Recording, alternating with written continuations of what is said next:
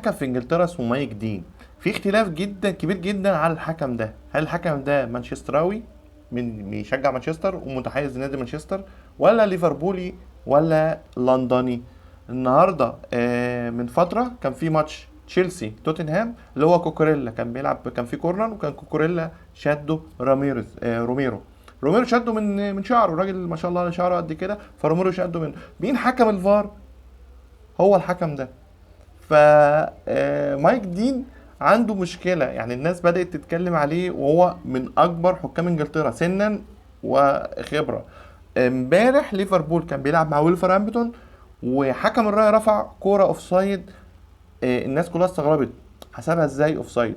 فالراجل حكم الراية ده عنده وجهة نظر، قال ان اللاعب اللي لعب كورنر هو اللي اوفسايد، مش اللاعب اللي جوه المنطقة. فطبعا لما رجعوا للفار، الفار في انجلترا مفيش زاويه تجيب الكوره، مفيش زاويه تجيب المدافع اللي هو لعب الكورنر فعلا. وجميع الزوايا مفيش. الاعاده انا شفتها كذا مره مفيش. عملوا ايه؟ قالوا خلاص طالما حكم الرايه قال اوفسايد يبقى هنشوف اوفسايد.